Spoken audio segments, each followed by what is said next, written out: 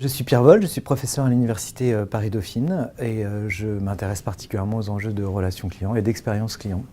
Donc ce soir, on va parler d'un sujet important qui constitue un objet un peu de frustration pour les clients, c'est la personnalisation. Ils jugent que la personnalisation n'est pas aboutie, pas suffisante, mais en même temps, c'est un défi important pour les entreprises. On a beaucoup parlé de big data, là on parle de volume essentiellement, mais le sujet, c'est pas tellement d'accumuler des données, c'est plutôt de les valoriser. Donc c'est le sujet qu'on va aborder ce soir.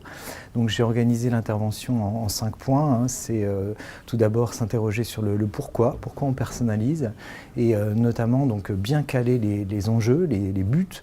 Est-ce qu'il s'agit plutôt d'un objectif commercial en termes de recrutement ou de génération d'achats croisés par exemple, ou vraiment un objectif plus expérientiel. Donc ça reprend finalement les deux axes de l'Agora, relation-expérience. Les deux ne sont pas découplés, mais en termes de personnalisation, ce n'est pas les mêmes mindsets, donc c'est important de bien caler les buts.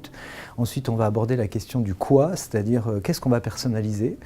C'est pas un switch on-off, on peut personnaliser beaucoup de facettes en fait, des produits, des prix, donc vraiment des contenus d'offres, ou alors plutôt l'aspect esthétique, un peu l'enveloppe, si j'ose dire, le ton, le visuel. Donc voilà. Donc une fois qu'on a bien calé le pourquoi et le quoi, on s'intéressera plutôt au comment. Comment on fait pour personnaliser. Donc là, on rentrera un peu plus dans le détail sur l'unification des données, leur valorisation au sens enrichissement, mais aussi leur activation en fait, grâce à des plateformes. Et puis pour finir, on creusera sur deux points, c'est le qui et le quand, parce qu'effectivement la personnalisation, c'est pas l'arme fatale, il faut s'interroger, est-ce que c'est pertinent pour qui et surtout à quel moment. Donc on a souvent parlé de la bonne offre à la bonne personne, mais là aujourd'hui l'enjeu, le défi, c'est vraiment le bon moment. Donc on conclut sur cet enjeu de contextualisation qui va finalement remettre un petit peu en cause l'ensemble du propos, c'est-à-dire que quand on parle de personnalisation, il s'agit de personnaliser selon un profil de client.